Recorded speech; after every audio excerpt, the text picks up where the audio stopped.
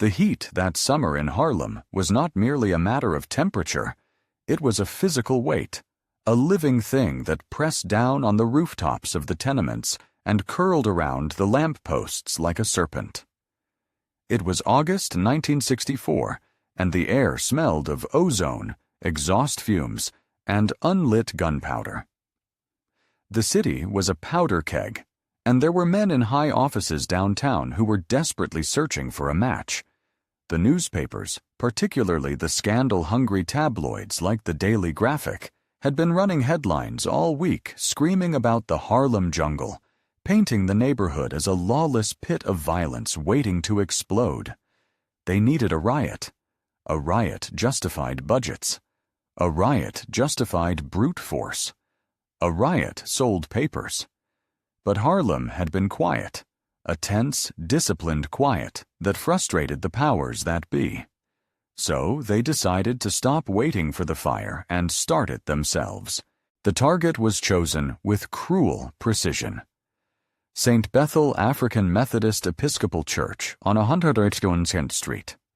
It wasn't the biggest church, but it was the heart of the block, a place where the choir sang the blues away on Sunday mornings and where the elders organized food drives on Tuesday nights.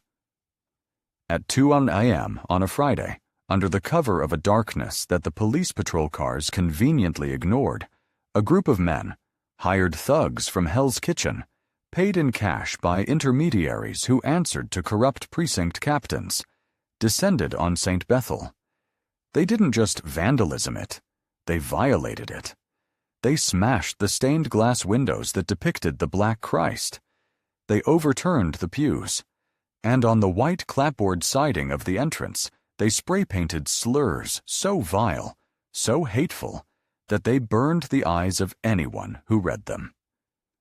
Then they left, leaving the doors wide open for the morning sun to reveal the wound. By 8 a.m., the news had spread faster than a virus. By 9 a.m., the street in front of St. Bethel was a sea of bodies. But this wasn't a congregation coming to pray. It was an army coming to war.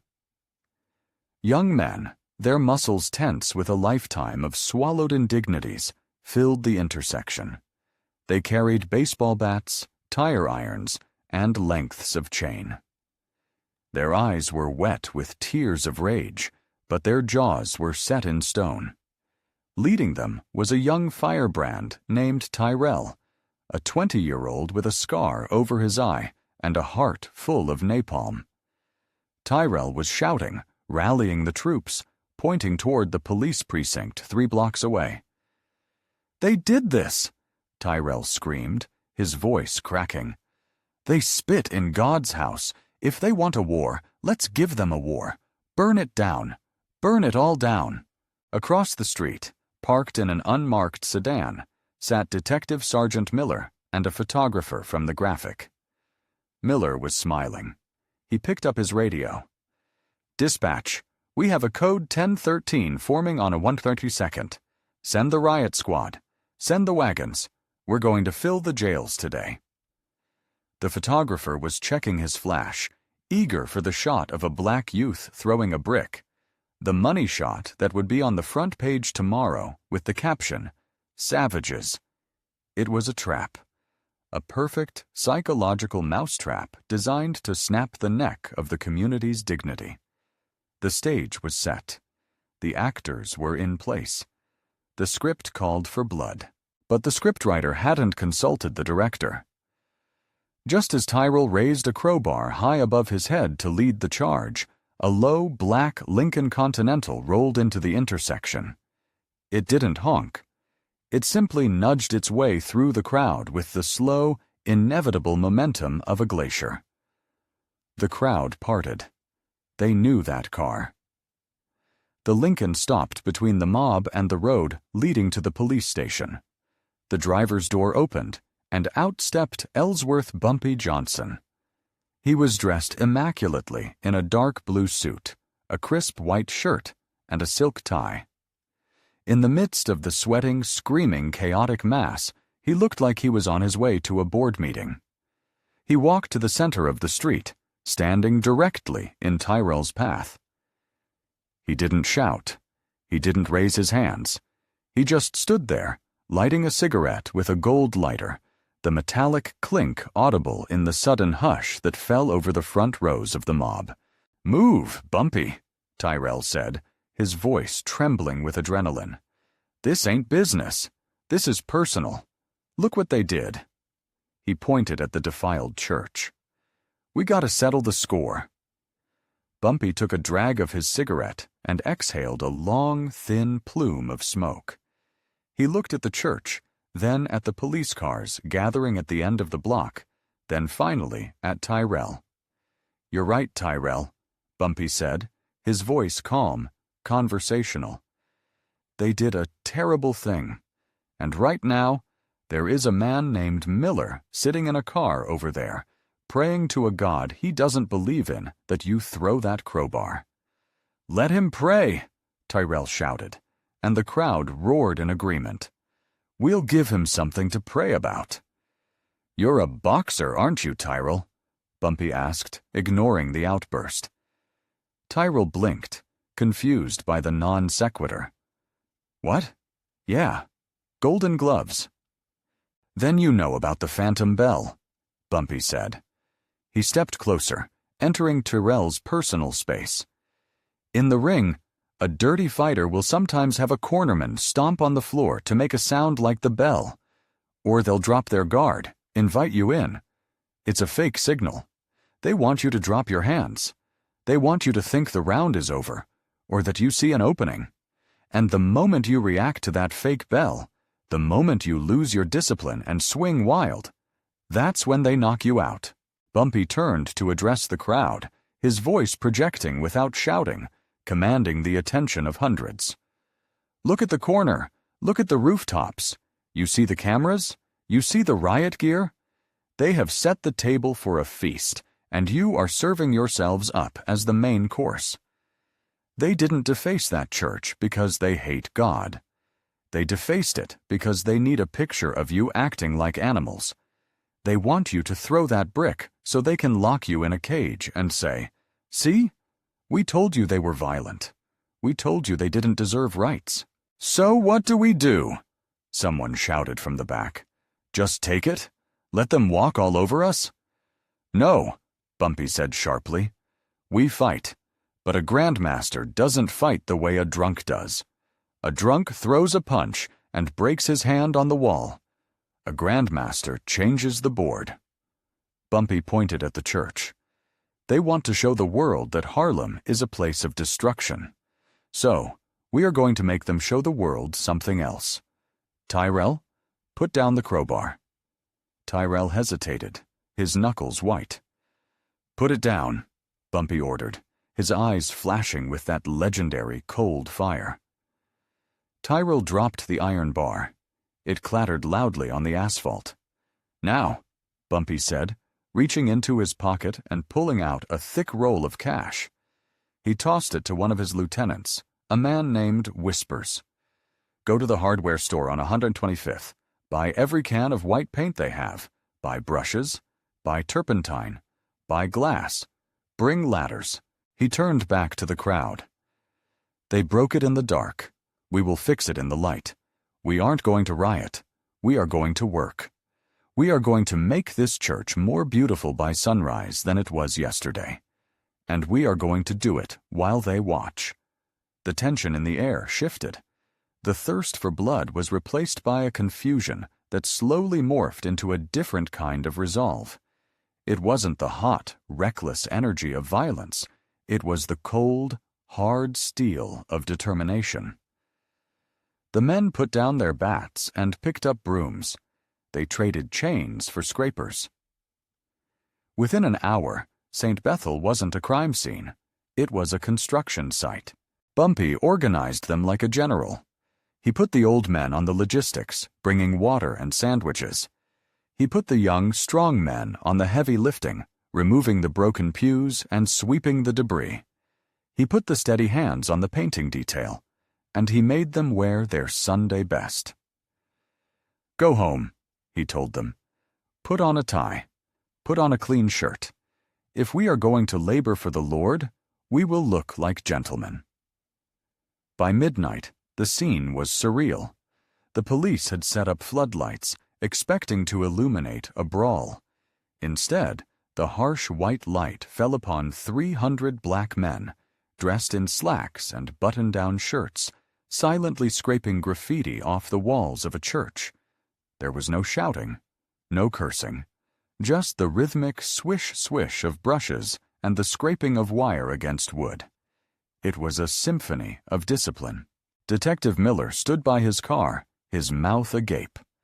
The riot squad was standing around, batons limp in their hands, looking foolish. There was no one to hit. There was no unlawful assembly to disperse. This was technically a volunteer community improvement project on private property. The tabloid photographer was pacing back and forth, frustrated. He aimed his camera, but every shot he framed was wrong. He wanted savages. He got saints. He wanted chaos. He got unity. At 3:00 a.m., the graffiti was gone. The walls shone with a fresh, pristine coat of white paint that gleamed under the streetlights. The broken windows had been temporarily boarded up with neat, clean plywood, painted to match the frame. The pews were upright and polished. Bumpy stood on the sidewalk, watching the work. He hadn't lifted a brush himself. Kings don't lay bricks. They lay the vision. But his presence was the mortar that held the operation together.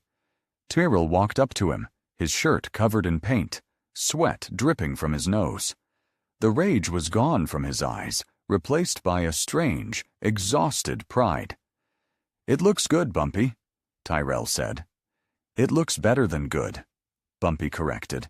"It looks like dignity." Then Bumpy saw the reporter from the Daily Graphic trying to sneak away. "Hey!" Bumpy called out. The reporter froze. Bumpy walked over, gesturing to the gleaming church and the army of silent, dignified men standing before it. "You came here for a story," Bumpy said. "Don't leave without it. Take the picture." The reporter looked at Miller, who turned away in disgust, then looked back at Bumpy.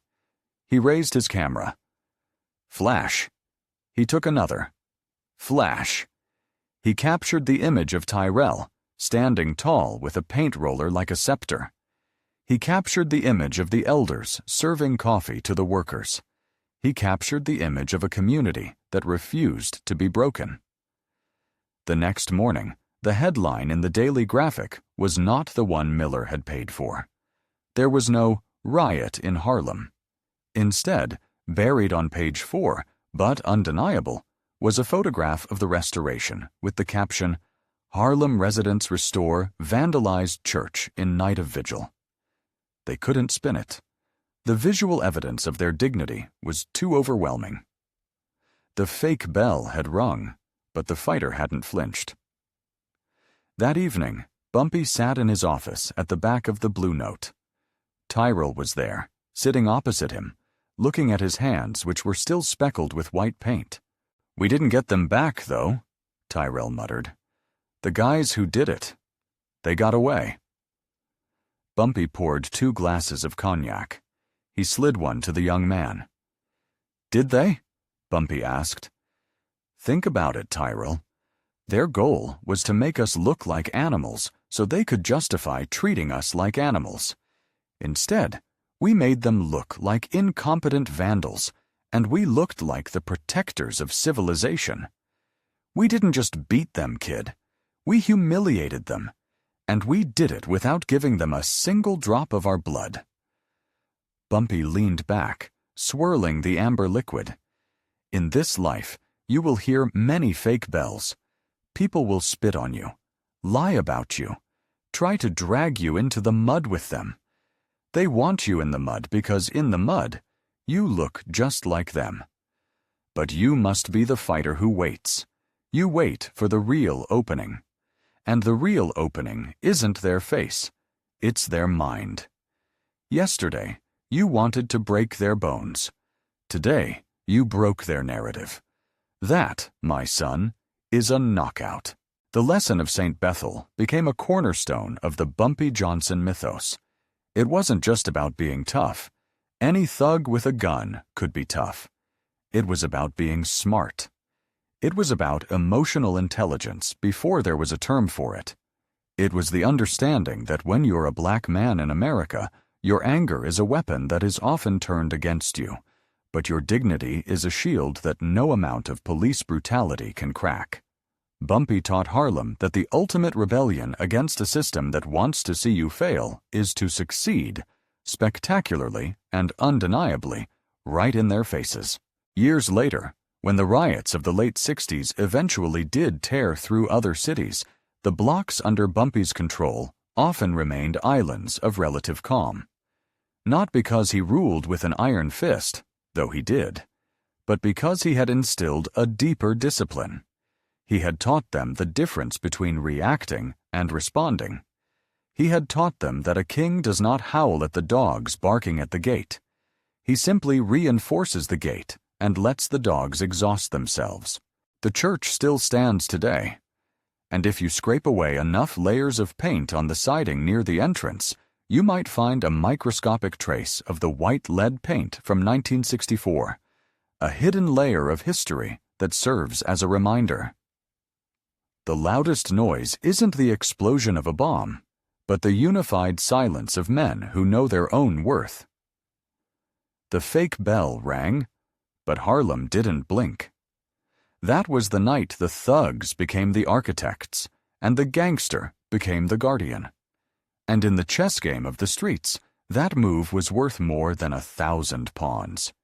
It was the move of a king who knew that sometimes the most powerful fist is the one you never throw.